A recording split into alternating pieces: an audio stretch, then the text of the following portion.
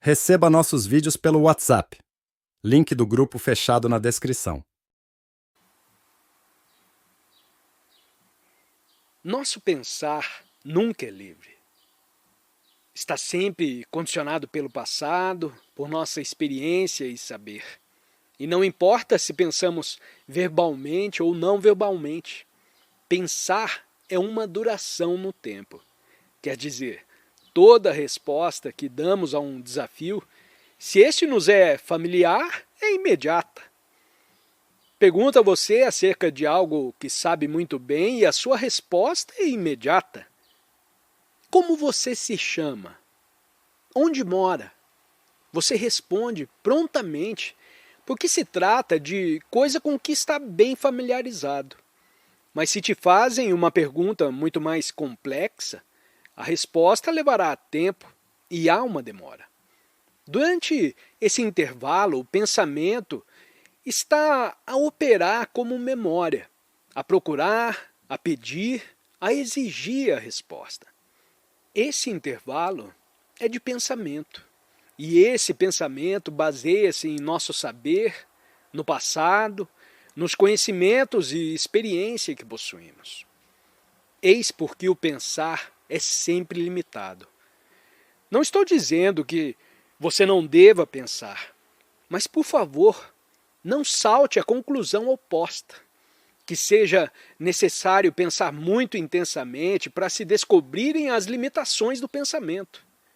Basta pensar racional, sã e logicamente, e ao compreender em sua inteireza a estrutura do pensar, talvez alcance um estado mental só de percepção e sem ação. Isso é um fato. Tal como a pobreza, a guerra, o ódio e a violência, que são fatos e não opiniões. Os fatos não exigem opiniões, juízos e estimativas. Exigem apenas que os observemos. E no observá-los, as opiniões e experiências nenhum valor têm. O que tem valor é que os vejamos claramente.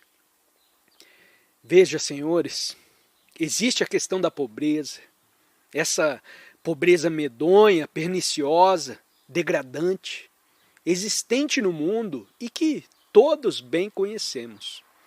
A esse fato atendemos com opiniões, partidos políticos, a maneira dos comunistas, dos socialistas, dos congressistas. E não nos interessa verdadeiramente o problema da pobreza. Só nos interessa o método de resolvê-lo. Agir em relação a ela segundo nossos preconceitos, inclinações e tendências políticas. O problema da pobreza só pode ser resolvido numa base mundial.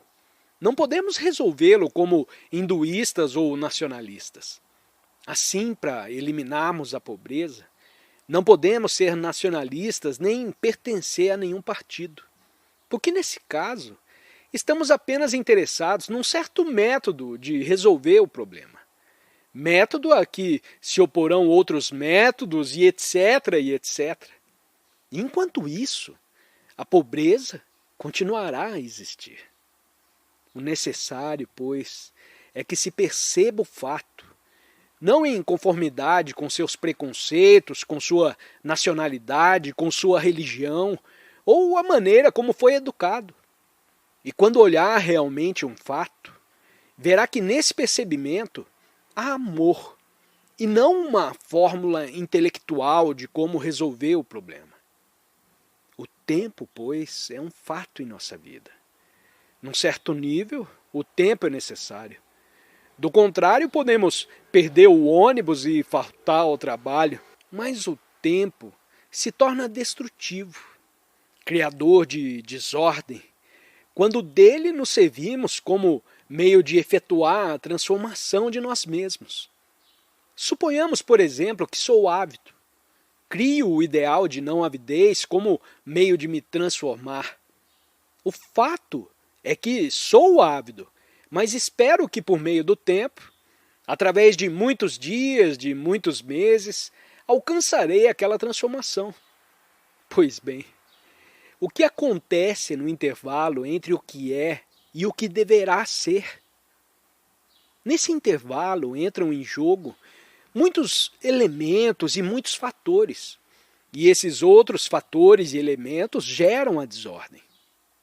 Veja, nesse país prega-se a não violência há muitos anos, há muitas décadas.